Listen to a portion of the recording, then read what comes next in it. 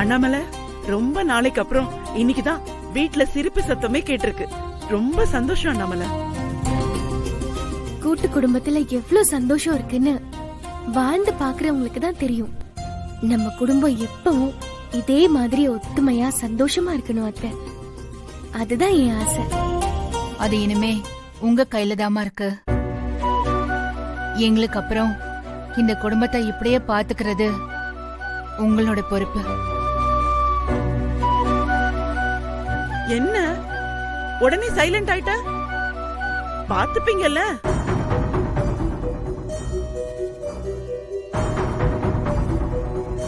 நான் விட்டாதானே இந்த குடும்பத்தை நான் உடைச்சு காட்டுறேன். அது நான் இருக்கிற வரைக்கும் நடக்காது.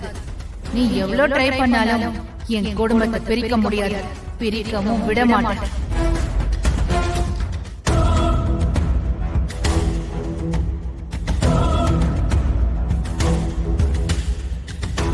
என்னது வைஃபை ஆஃப் ஆகி கிடக்குது?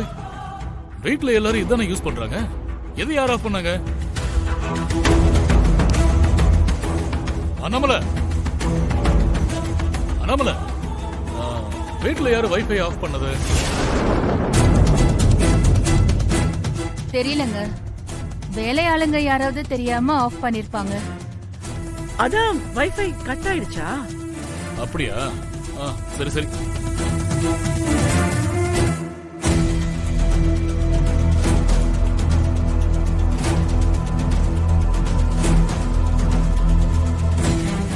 ஐயோ, என்ன டெலீட் ஆயிருக்கு? எப்படி டெலீட் ஆயிருக்கும்?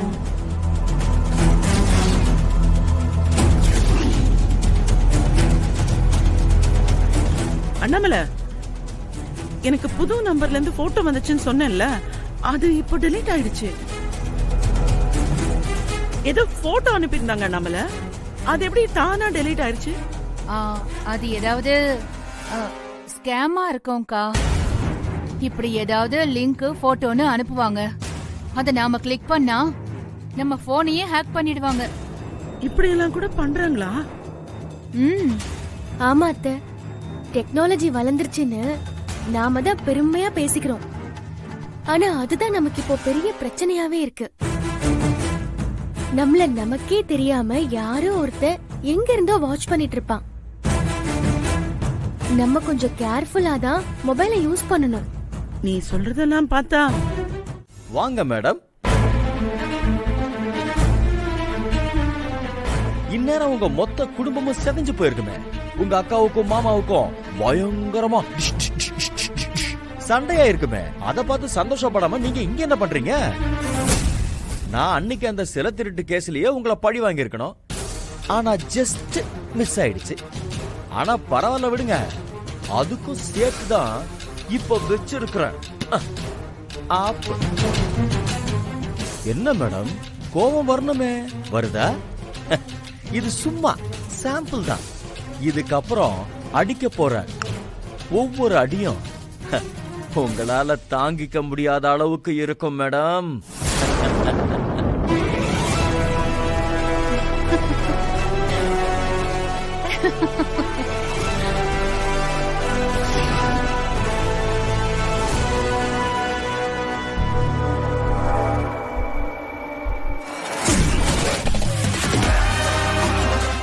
எளிய மக்களை மிரட்ட மாட்டாரா என கேள்விக்குறியாகிறது.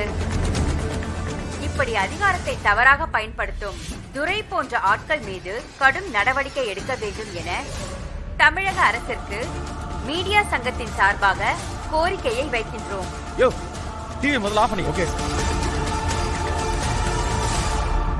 என்ன துரை இப்படி பண்ணிட்ட? கையில துப்பாக்கி இருந்தா யாரு முன்னாடி வேணாலும் நீட்டிடுவியா? இப்ப பாரு எவ்வளவு பெரிய பிரச்சனை ஆயிடுச்சு. இதுக்குதான் என்ன பண்ணாலும் யோசிச்சு பண்ணணும்னு சொல்றது. எல்லாம் உன்னாலதான். என்கிட்டயே கேம் ஆடுறியா? பாரு, இதோட நிறுத்திக்க. என்ன துரை, கேம் விறுவிறுப்பா போகும்போது எப்படி நிறுத்த முடியும்? உன்னை பழிவாங்க கிடைச்ச நல்ல சான்ஸ் இது. இத மிஸ் பண்ணுவேனா? என்ன எங்கேயோ கேட்ட மாதிரி இருக்கா? கொஞ்ச நேரத்துக்கு முன்னாடி நீ சொன்னதுதான்.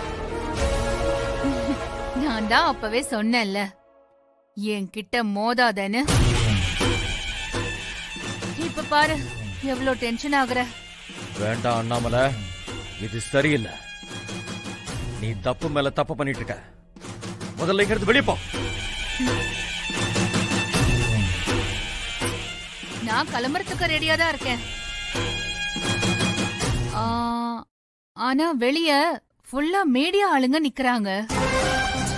உனக்கே நல்லா தெரியும், மீடியாக்காரங்க ஏதாவது ஏடா கூடமா கேள்வி கேட்பாங்க. இந்த மாதிரி கோவத்துல எடுத்துக்காட்ட என்கிட்ட துப்பாக்கி இல்ல. நான் ஏதாவது பேசுவேன், ஆனா அது உனக்கு தான் பிரச்சனையாகும். ஓகேவா? போகட்டுமா?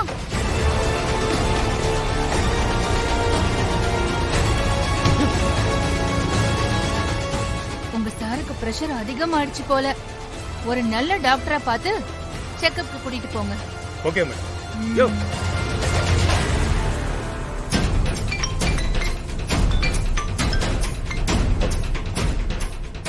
சார், யோ துரை, நீ என்னையா பண்ணி வச்சிருக்க? யாரோ ஒரு பொண்ணு கொலை மிரட்டல் பத்தி பேட்டி கொடுத்துக்கிட்டு இருக்கு. நீ என்னடானா மீடியாக்கு முன்னாடி துப்பாக்கி காட்டி இருக்கியா?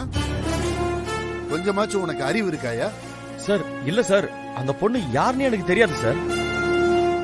நான் யாருக்கும் கொலை மிரட்டல் விடல சார். யோ வாய மூடியா. இன்னைக்கு எல்லா நியூஸ் சேனல்லையும் உன்னை பத்தி தான் பேசிக்கிட்டு இருக்காங்க. உன்ன மாதிரி ஒரு போலீஸ்காரன் தப்பு பண்ணிட்டான்னா மொத்த டிபார்ட்மெண்ட்டையும் பத்திரிகைக்காரங்க கிளின்னு கிழிப்பாங்கய்யா. அதுக்கேத்த மாதிரி மீடியாக்கு முன்னாடி துப்பாக்கி எடுத்து நீட்டி இருக்க